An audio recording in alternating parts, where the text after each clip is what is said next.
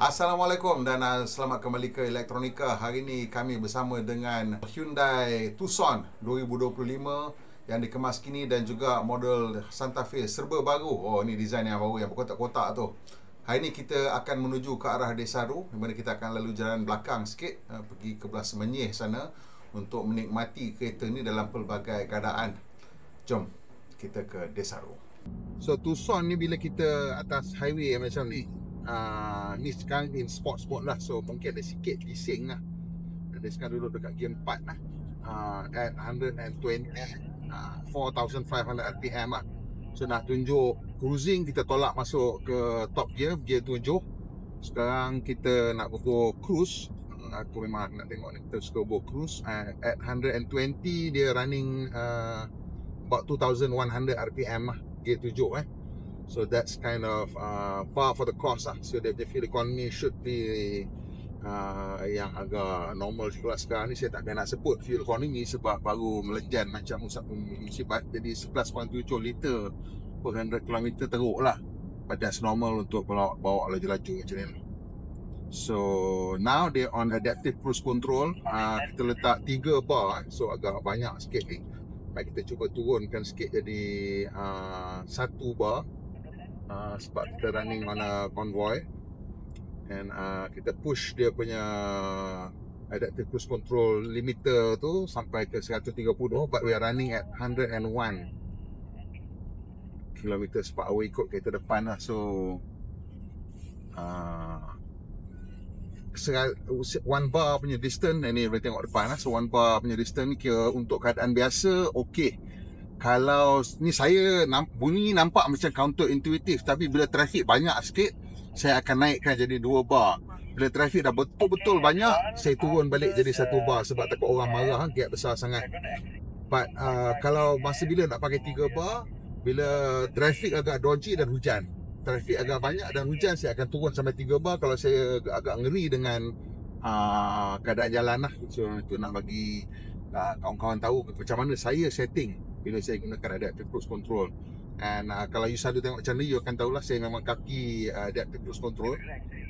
So kita saja nak tengok sekarang ni macam mana dia maintain gap. Hari ni berbeza sikit sebab kita ikut convoy. So dengan convoy ni selalunya memang lebih teratur lah, dia punya kelajuan itu tak swing banyak sangat. So should be very comfortable bila kita gunakan adaptive cruise control. Okay, in terms of the driving dynamics ni atas highway, saya suka dia punya ride quality dia. It's quite supple. Although masa corner tu dia memang not really design macam untuk like a sports SUV lah. Ini rasa macam SUV biasa, family SUV. So it's normal lah, 14, 15 tu masih lagi boleh layan lah, selekoh-selekoh ni semua. But kalau jalan corner-corner tu kita tak tahu lagi lah. Kerana kita nak keluar ke Mantin, Lenggeng ni, kita akan dapat komen sikit tentang dia punya driving dynamics dekat jalan belakang. But ride quality atas highway, I'm happy. NVH level atas highway, I'm happy. Especially kalau you are running conservatively lah, maksudnya tak tekan, and it's doing at comfort ke eco ke, dan RPM tak tinggi, memang is nice. Even when you tekan pun bunyi engine tu rasa macam jauh. Maksudnya insulation dia, penebat bunyi antara engine bay dengan kereta ni bagus. So probably ada a lot of insulation dekat dia punya firewall to keep everything out. Even road noise pun tak banyak masuk, not intrusive at all. So this is a situation mana saya paling favourite sekali bila ada adaptive cruise adalah time-time macam ni lah. So I have no worry about brake and throttle, biarkan diikut je kereta depan. Sampailah kita punya turn dan kita break sekejap, dan kita boleh resume balik. Saya memang kalau boleh mahukan adaptive cruise ni dijadikan kalau tak mandatory pun highly encourage item. And kalau the government nak form policy, I think those are one of the features yang patutnya zero tax item. You should deduct safety item macam ni from the tax calculation. Sebab it's not just a fancy feature, tapi adaptive cruise ni dia memang reduce stress. And bila you kurang stress, you memang akan memandu dengan lebih berhemah lah. And it's important that you always keep an eye on the screen yang tunjuk adaptive cruise control punya indicator tu. Sebab kalau dia tak ada nampak kita depan, dan you tak boleh nak trust dia lah. Ini berlaku selalunya bermasalah bila kereta depan tukar lorong. Maksudnya dia keluar pada lorong kita. Macam jalan macam ni, bila dia nak motong lah contohnya kan, dan dia akan memerlukan mungkin setengah saat, 1 saat sebelum dia bertukar nak kesan kereta depan kereta ni. So kadang-kadang pada masa tu dia akan memecut sementara dia tak nampak kereta depan tu. Sebab adaptive cruise control ni, it's not like a really smart system. It's like kind of a half-dumb punya system, di mana kalau dia tak nampak kereta depan, dia akan default balik kepada kita punya speed setting. Contoh ni, saya masih lagi pakai speed setting atas highway tadi, saya letak 15. So bayangkan kalau kat sini you lupa nak ubah setting tu. Macam sini probably speed limit 70. Typically bila saya guna kat rural road ataupun jalan dalam ni, whatever the speed limit is, saya akan tambah 20. Bukan kita nak bawa laju, tapi selalunya tambah 10 tu confirm safe lah jalan tu. Tambah 20 tu just in case ada kereta cepat sikit, nanti orang tak nak, kita rasa macam kita terlalu perlahan lah. So this is when bila kereta tepi, dia akan memecut nak kejar balik kita punya initial setting tu. Dan kalau dia nampak lambat, nanti kan dia jadi emergency braking pula. So, kita dah bawa a few kilometers, nampak you can see that dia boleh maintain gap semua. Walaupun corner, tapi corner ni tak tajam sangat lah. So kalau corner tajam, dia mungkin akan jadi pelik itu the corner. But some of the system, bila corner dia slow down automatically anyway. So itu yang kadang-kadang kita nak tengok macam mana dia manage all this. Whether dia swap between dia punya logic tu kan, logic ikut kereta depan, campur logic corner, how they are swapping from the different logic system yang ada program into the car, to see macam mana dia orang blend in all those things, make the driving experience natural. Yang penting, the keyword untuk any of this automated system, it must feel natural. Driver kena feel natural satu, passenger pun kena feel natural satu. Kalau passenger depan duk asyik break aja sebab dia ngeri dengan adaptive system ni, dan means it's not working well. Kita mungkin sebagai driver mungkin less concern sebab kita tahu apa yang kita tengah buat. So that's the keyword lah. Okay, saya nak tanya interview sikit passenger ni. Tadi lepas tadi 4-5 km, dia orang ingatkan saya bawa. Saya cakap bukan, ni pakai adaptive cruise control. Rasa semua natural tak? Natural kan? Cik Lizam daripada Harian Metro macam mana? Macam bukan orang, macam orang yang bawa lah. Oh, selalu you all pakai tak? Tak. Saya pakai. Dia pakai. Lizam pakai. Nurul tak pakai? Nurin. Nurin. Sorry. Saya tak pernah pakai benda ni. Okay, kereta ni juga ada steering assist. So sekarang ni jalan ni dia punya line marking tu okey lah. And selekor dia okay, not bad. It's it is seeing the road. Saya tak boleh lepas Saya kena ada input sikit, tapi saya lepas tengah-tengah corner tu, ataupun bila nak masuk corner, nampak dia boleh. It's doing very well right now. Road marking is, kita kata moderate lah, tak perfect, moderate, ada sikit lusuh. Ni dah lepas dah. Dia dah tak nampak, dia dah lepas.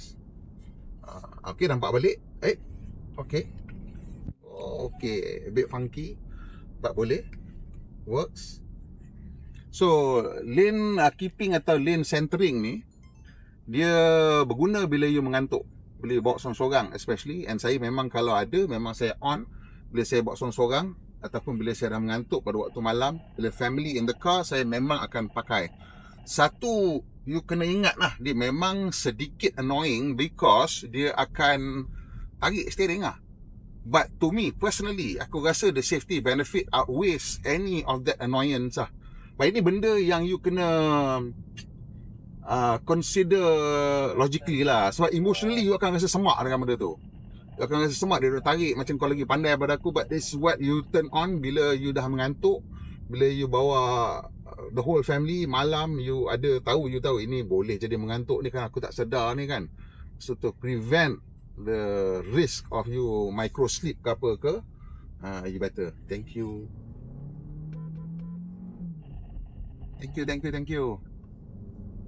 Terima kasih kepada abang lori, dia berhenti, dia nampak kereta banyak backlog belakang ni, dia berhenti I love that.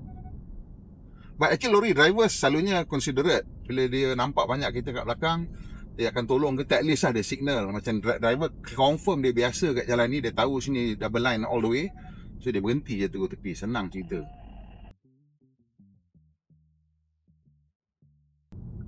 Okay, tadi kita bawa yang turbo, kali ni kita bawa yang hybrid pula. Memang ada rasa perbezaan dari segi dia punya performance tu.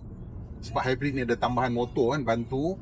So ada sikit lah rasa lebih bertenaga tu.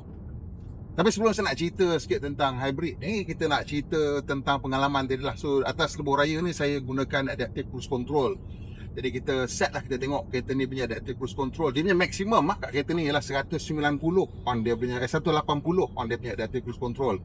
Lepas pada tu dia akan tendang lah, dia akan kalau you letak kat 110 pun dia go above 180 dia akan tendang lah. Don't ask me how I know, but I know lah. So tadi kita tengah drive guna adaptive cruise control. Tiba-tiba ada satu kereta masuk nak memotong. Dia masuk agak last minute jugalah. So, saya dah ready nak brake. Sebelum sempat saya brake, kereta brake dulu sebab bunyi bip bip bip bip. Dia detect tu agak cepat lah. So bila dia dah brake dulu, saya brake. Dia punya rasa kita brake tu sangat berbeza daripada kalau kita brake dulu. Maksud saya ialah kereta tu dah mulakan proses membrake tu dan dia dah mula kira lah jarak kereta ni dengan jarak kereta depan and the closing rate tu berapa.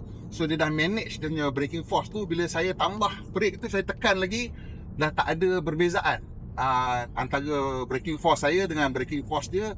Cuma sikit je tambah lagi bila saya tekan tu. So dia punya sensation dia lah, perasaan bila kita brake tu macam seolah-olah kereta tu tak respond. Tapi sebenarnya kereta tu braking dia ngam je. Dia dah memang dah on that correct trajectory, brake force semua. And the car slowed down nicely. Ada sikit tire squirming sebab quite heavy braking bila kereta tu masuk last minute. But itulah saya nak cakapkan bahawa dia punya sistem tu detect agak bagus even at highway speed. And saya tambah sikit lagi, saya tak tahu lah ada apa-apa perbezaan tidak dengan saya tambah tu ataupun tidak. Tapi memang dah dekat lah dengan kereta depan tu bila all is said and done. But anyway, it was quite impressive lah. Saya rasa agak impressed dengan tindak balas tadi tu.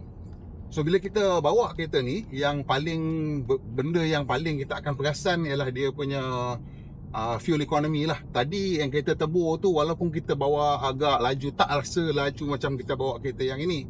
And yang tebur tadi tu, dia punya fuel economy dalam 12 lebih lah. Saya tak apa ingat lah. Tadi memang tu 11 lebih. Pada time saya habis tu dah naik dekat 12 lah sebab kita bawa laju kan. Tapi yang ini, walaupun kita bawa jauh lebih laju lagi lah kereta sebab atas highway tadi jalan lama banyak kan. Yang ini dia punya fuel economy tadi dapat kat saya 8.6. Lepas saya bawa laju pun masih lagi bawah 10, 9.3 liter per 100 km. And range ni masih lagi okey lah. Ada lagi lebih kurang dalam 365 km at half tank. Which means that full tank kereta ni 370 tu 700 km tu boleh pergilah kalau kita bawa ikut suka lah kita nak bawa macam mana. Saya rasa kalau kita jaga boleh lebih lagi lah, 800 mungkin boleh dapat. I don't know whether can get in 900 ataupun tidak, tapi 7 to 800 tu rasa boleh sangat capai. Kalau bawa macam laju pun I think 600 is still very much doable lah. So far kita dah 193, ada lagi 364, so roughly you'll get about 560, 550 macam tu lah, 560, 550 from this tank kalau you bawa agak laju macam biasa. Macam biasa maksudnya you tak ikut lah, speed bawa ikut suka you lah. Dia punya handling I think tak ada isu sangat. Tadi the first one tu yang tebur kita tak bawa atau sempat nak bawa sebab on close convoy, kita ikut speed limit lebih sikit lah. Tapi yang ini betul kita boleh try sikit. And high speed punya stability, I'm okay with this one even at quite high speed lah. And mungkin sebab dia berat sikit, I pun tak tahu apa sebab dia. Mungkin setting dia lain sikit sebab dia berat and what not. Tapi memang even at high speed quite stable. And wind noise satu lagi, 16 tu baru start bunyi lah. Now at 14, 13 ni masih lagi tak bunyi sangat lah. Kalau 12, 110 I think it's relatively a quiet car walaupun dia tak ada double glaze or anything like that. Of course ada hybrid aku rasa senyap sikit lebih daripada yang tadi lah, because of course bila dia ada hybrid assist, selalunya engine tu not as stressed. Tempat duduk belakang Tucson ni dia punya space okey lah. Sekarang ni depan saya ni Lizam pun taklah pendek sangat orangnya, lebih kurang saya juga. Ada lagi 2 penumbuk lah, so selesa, tak ada masalah. Belakang ni ada 2 aircon vent dan ada 2 USB Type C, tak ada Type A tau kat belakang. And dia punya design dia saya suka sebab saya suka seat yang warna cerah sikit. So mungkin untuk some family tak sesuai lah kalau seat ni warna cerah. Tapi saya sukalah, dan kat tengah-tengah ni ada satu armrest yang ada 2 cup holder. The seat ni kiranya dah paling sandar lah ni, dah tak boleh ke belakang lagi dah. Dan it's pretty good lah, decent. Ada headrest pun okay, dia punya larasan dia semua bagus. Since dia punya roof liner pun warna terang, so cabin belakang ni rasa lapang sikit lah. And juga dia punya material dekat pintu ni pun kira okay juga, sebab tempat yang kita sentuh semua ni adalah soft touch. Dan dia ada fabric sikit kat sini. So saya suka bila kereta ada fabric punya touch kat dalam kereta sekarang. Ini quite trending lah. Cuma fabric dia ni taklah agresif sangat. Some of the European dia punya fabric tu rasa macam denim, ataupun rasa macam kain tarpan tebal lah, macam kemah lama-lama punya style. But this is nice. This has got leather. And also no issue, ventilation belakang aircon ni pun okey, ada storage kat sini. Storage kat tepi ni hanya untuk botol kecil je lah, macam tu lah. Tak boleh masuk botol besar. Secara keseluruhan reka bentuk Tucson ni is kind of safe. Little bit of excitement dekat tepi dengan the creases yang dia main tu.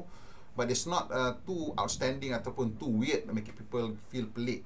Saya antara benda yang saya suka ialah bentuk grill depan ni lah, di mana lampu tu dia dah blend in dengan grill lah, sampai kita kalau tak tengok betul-betul atau dia tak pasang lampu, kita tak nampak yang mana satu lampu. Sebenarnya lampu dia bukannya dekat grill tu, yang itu dia punya position light, tapi lampu dia ada kat bawah, iaitu sebelah kanan dan kiri itu dia punya lampu utama. Yang atas ialah position light ataupun dia punya light identity dia. Dan secara keseluruhan the front profile kita nampak dia ada usaha lah untuk menjadikan kita nampak lebih sleek with all the chrome and silver trimming yang dekat tepi tu. Rim, reka bentuk rim pun agak okey, dan the detailing nampak very coherent and very cohesive. Overall it's a very pleasing looking car, and I can't think of any real reason not to like it lah. And the hybrid powertrain does offer real advantages. Interior pun sama. The new curve screen tu memang cukup nampak cantik, dan dia dah menggunakan this column mounted punya gear shifter yang agak lain sikit pada yang biasa. You kena belajar sekejap lah, but other than that it's fine. Dia cuma juga ada orang panggil fingerprint recognition lah untuk kita start kereta dan sebagainya. Overall the cabin juga berkualiti, berasa nampak premium. Dan setelah memandu agak lama, kita pun sampai ke Anantara, dan besok kita akan memandu the Santa Fe pula. Jadi sekarang kita punya peluang nak memandu Santa Fe pula. Yang hybrid semalam tu okey lah, saya tak memandu jadi passenger je semalam. Tapi kereta tu memang dia punya refinement level pun bagus, sebab hybrid tends to be senyap sikit lah daripada kereta biasa, sebab enjin dia tak payah kerja terlalu teruk sangat, sebab dia motor elektrik membantu kan. So sekarang ni, hari ni kita dapat bawa calligraphy. Yang ni memang top of the line calligraphy, yang di mana kita kata you get all the niceties. In fact kat dalam kereta ni first kali kita akan nampak ialah dia punya two-tone colours ni cukup cantik. Ni tengok ni, dia punya steering ni semalam ada 3 variant yang ada two-tone ni interior. Saya tak pasti sama ada two-tone interior ni hanya untuk yang calligraphy ataupun yang Prestige pun boleh dapat. Saya rasa Prestige pun boleh dapat. Dan dia punya two-tone interior ni memang saya rasa adalah sepatut menjadi pilihan ni. Jangan ambil yang hitam tu. Of course yang hitam tu practical, but this is much nicer. So dia ada yang semalam kita nampak warna ini dengan satu lagi warna putih. Yang putih itu dengan hijau. So atasnya warna hijau, dark green. It's so classic. It's beautiful. Yang ni of course tan dengan black with brown leather. Yang hijau tu dia punya kemasan dia warna buluh, macam you know, bamboo strips. It's very beautiful. I love that one. Between that one and this, aku macam sebersalah juga lah, because I do like this brown open pore wood. Nampak memang cukup cantik lah. Dan the perbezaan paling besar antara yang hybrid ni dengan this calligraphy di Malaysia ialah engine lah, yang dia datang dengan engine 2.5 turbo. Dan engine ni dengan the combo of gearbox ni dia more responsive berbanding dengan version yang hybrid semalam. Almost as if they're two very different cars lah, the very different philosophy behind it. Yang tu memang untuk refinement, untuk comfort, untuk NVH, but this one has a bit more of a sporty bend into the whole character lah. Dia macam infused dia dengan a bit more sporty punya bend. And that's just I think how they tune everything. In terms of dia punya suspension ni, saya tak ingat lah yang semalam tu adalah lebih lembut ataupun macam mana. Tapi yang this one has a bit more control rasanya. Bila kita memandu dia, kita rasa macam this is a bit more control. Tadi kita lalu jalan dekat belah-belah Desaru ni memang tak apa cantik sangat. Biasalah kelapa sawit banyak lori berat banyak lalu sini tu, jalan tu tak apa elok. But kita bolehlah bawa pada kelajuan tinggi pun dekat jalan-jalan yang tak elok ni. Bila dia jatuh corner ke jalan tengah corner ada corner bump pun dia tak berasa macam menggelabah. Dia tak cepat kalut bila kita langgar surface changes. And right now kita punya fuel economy untuk kereta ni lah is quite parah lah, sebab ni kereta dah kena lenjan pagi ni also. Okay, for this trip right, untuk kita punya current trip sekarang ni, kita dah travel about 20 km daripada hotel. Dan kita punya consumption agak parah sikit lah, 14.5 liter per 100 km, which is not terrible. So 14 point lebih liter per 100 km tu bukanlah satu angka yang teruk sangat untuk kereta besar macam ni terutama sekali bila kita fikirkan yang kita bawa dia agak laju lah kan. But nanti kita dah masuk highway, saya update lagi, nak cerita tentang dia punya highway driving manners dengan macam mana the fuel numbers, adakah akan turun ke tidak. But I don't think so lah, sebab today kita rushing sikit. And we are going to drive quite fast today untuk balik. So okay, I tak tahu lah, I tak tahu sama ada kamera boleh capture ataupun tidak. So sekarang kita running at about 100 km per hour. Just nak tunjuk kat you macam mana the response daripada gearbox, engine, and apa tahap bunyi lah. Tadi kita boleh cakap pasal NVH, dan I cakap memang Hyundai punya NVH level sekarang memang agak impressive. So now kita dah drop around 80 lah, which is dia drive tarik sampai red line lah, 5,000 RPM macam tu. So you can hear that ada dengar bunyi enjin, but because penebat bunyi dengan kawalan gegaran semua bagus, you dengar bunyi tu jauh di depan sana, dekat dalam engine bay tu. Dia tak ada masuk intrude ke dalam cabin. Salah satu isu bunyi ni sebenarnya NVH ni ialah gema lah, ataupun resonance. Bila ada some frequency yang unmanaged. Ni one of the complexity of you nak design structure kereta. Kenapa all the car companies nanti sibuk cerita, tak kira Proton ke, dia cerita dia punya structural strength of dia punya kereta tu berapa megapascal ke, apa benda menatang apa ke, nak pusing ke, berapa torque, berapa kilonewton per sentimeter, apa whatever lah, I don't know, whatever kiraan itu sebetulnya nak tunjuk bahawa struktur dia tu rigid. Rigidity ni bila dia tinggi rigidity, then the natural frequency object tu lah, ataupun structure tu lebih tinggi lah. And you try nak make it sure so that the key komponen dalam kereta yang create vibration ialah engine, gearbox and driveline lah, and then also unit suspension lah. So you dah tahu dia punya vibration profile dia, you nak try create your structure so that there is very little or minimal resonance, yang ada natural frequency yang sama dengan all these things and create all this vibration. And the higher you go, the less likely you akan jumpa lah all this overlapping vibration yang akan menyebabkan resonance ataupun gema masuk ke dalam cabin. And this is why this car is quiet, because tak minimum resonance, and of course the NVH package is good lah. Tempat duduk belakang Santa Fe ni, kalau yang version calligraphy ni, dia memang ada captain's chair. So ada beberapa benda unik sikit kat belakang ni yang saya nak ceritakan. Yang pertama sekali, dia punya cup holder dekat sini, dia letak ada dua. Kat tengah-tengah ni kosong, so you boleh keluar masuk lalu tanpa gerakkan kursi lah kalau nak ke barisan 3 di belakang. Dan dia ada aircon vent dekat tiang pintu. Kat belakang kemasan ni sama, kayu dengan metallic finish. Kat sini juga berbalut lagi kulit semua sama. Kat bawah ni ada macam peti simpan barang lah, bukan peti ais lah, peti simpan barang ada. So kursi ni dia boleh sandarkan, dan larasan elektrik ni untuk sudut sandaran. So ini maksimum lah sudut sandaran. Kalau nak tidur boleh, I think it's a decent enough angle lah, tetapi nak tegakkan. Dan kursi ni juga boleh gerak ke depan dan ke belakang. Yang unik ni cara nak gerakkan ke depan ke belakang ni, dia ada butang kat tepi tu. Butang tu ada satu tanda kunci dan satu lagi tanda gerak depan belakang. So belah depan tu dia tekan, dia akan dengar bunyi release. So dia release.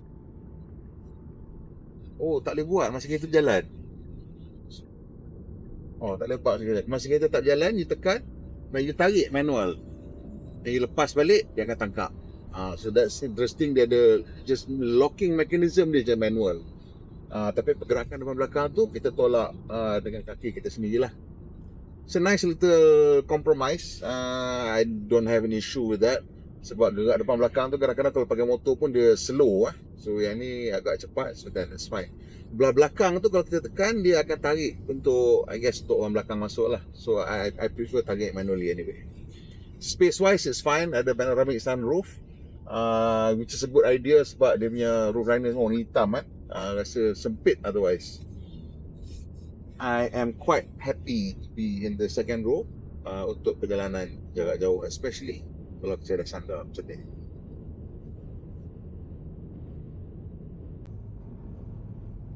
Di jalan dah clear sikit, kita boleh try sikit lah dia punya highway manners dia. So far kita dapati dia memang dia lah kereta long wheelbase besar, agak stabil lah dia punya setting tu. Kita masuk corner, dia sit down properly, dia tak ada nak make small adjustments.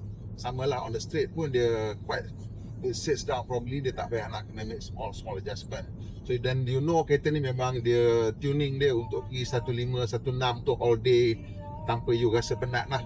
Satu, because dia does not require, is quite stable, does not require constant input. Yang keduanya, because dia punya suspension setting dia untuk long distance travel, so it's quite supple tapi ada enough body control untuk you sebagai driver.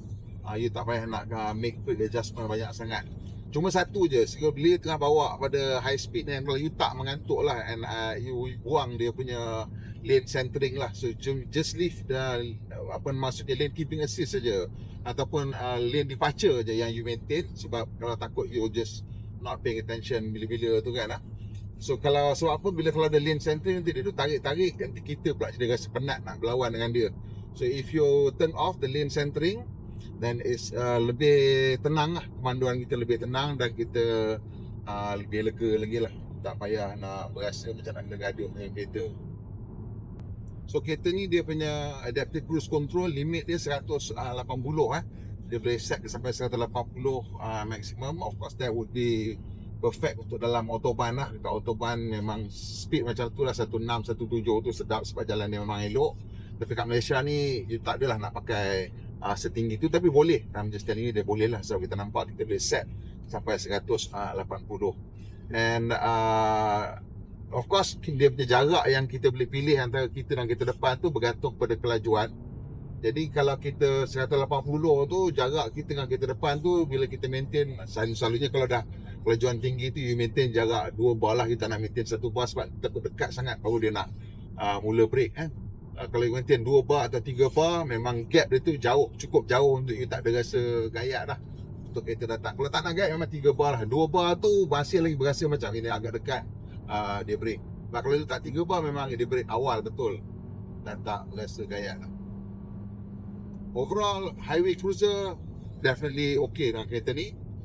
Dan NVH level at highway speed acceptable. In fact, kalau jalan elok, setengah jalan kan surface kasar, kalau jalan tu elok sikit, dan memang bunyi jalan tak banyak sangat, bunyi angin tu dia start improve, maybe 1.5 tu dia start lah, agak kuat juga. But still quite good sebab dia punya glass ni, kalau tak silap saya, pakai quiet glass. So dia pakai double glazing kereta ni pakai tingkap 2 lapis. That's why bila kelajuan tinggi pun angin tu dengar tapi dia tak kuat. In the Santa Fe, I suppose dia more aerodynamic, memang bunyi angin tak kuat walaupun dia pakai single glazing. Sampai situ je video kita untuk The Santa Fe dengan Tucson kali ni. This media drive pergi ke Desaru. Nanti bila kita dapat kereta ni untuk test drive yang betul, kita akan buat review yang lebih mendalam lah tentang semua ciri-ciri yang ada. But secara keseluruhan aku agak terkejut jugalah bila Hyundai drop all sedans and all hatchback dan all smaller vehicles, semua ada yang besar ni aja. Dan of course satu lagi adalah Staria lah yang ditawarkan oleh Hyundai. Bukan apa, sebab kereta ni semua harga dia agak premium lah. So mungkin volume yang dia orang kejar tu mungkin tak dapat, but maybe they're just going after more comfortable margin. Komen sikit kat bawah antara dua ni mana yang korang lebih berkenan. Aku rasa aku lebih berkenan yang Santa Fe, tapi aku faham Santa Fe tu agak susah nak semua orang boleh terima reka bentuk dia. Kalau dah sampai sini, tekan butang like, tolong kongsikan dengan member. Dan yang mana belum langgan, tolong tekan butang langganan dan butang loceng supaya tak ketinggalan dari kita mana video terbaru. Pemandu Malaysia, apa yang berhemah, kita jumpa lagi insyaAllah.